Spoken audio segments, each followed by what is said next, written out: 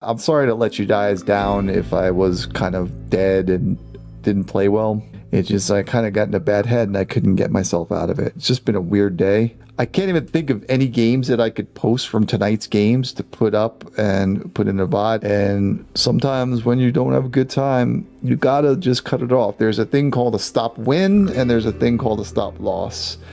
And stop loss is when you are wanting to stop playing because you're losing too much. So this is like from when I was a professional poker player full time. There was things called stop losses, but I always consider those things stop win, because the more that you play poker, the more chances you have to becoming a winner. And the same applies to Hearthstone. The more that you play decks that have a positive win rate, variance will go in your favor. The only time that you can't play more and win more in Hearthstone is if you're playing a deck that has a negative expected value. And anything that has a negative expected value, like something with a 45% win rate overall, it's going to be very hard to win over time. You might hit streaks where the deck is good enough to win a bunch of games in a row because of certain matchups, and those are what I would like to classify as decks that are counter meta. For example, when I started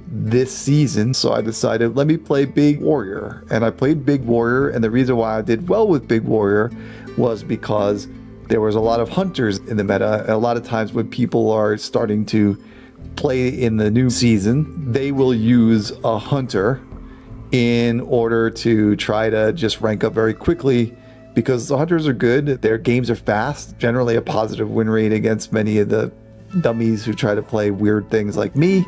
So I said, you know what, I'm going to go counter meta. I'm going to go something that does really well against hunter. And I went 14-3, I think, with it. And I got to rank 4, Diamond 4 on the first day. But then what happened was I ran out of energy. I was getting tired. What I like to do when I'm doing my rank up session at the beginning of the season is I like to start off and play it through until I get to rank 5. Keep on playing until I lose. And then once I lose, then I'll take a break. But on this occasion, I did not take a break.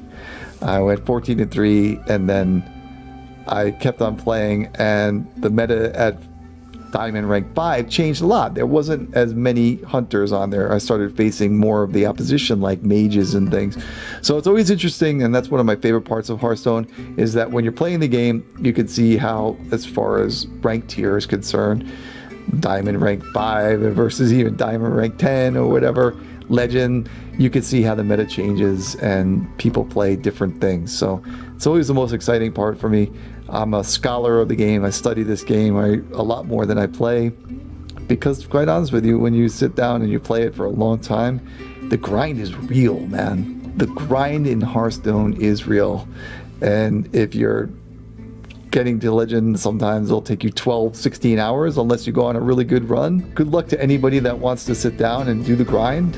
I'm going to do it, of course, because that's what we do. We like to get to Legend and chill out and then play kooky stuff, but I tend to just play kooky stuff most of the time. Having said that, I'm going to tell you guys that you should have a good day today and tomorrow and do something nice for somebody.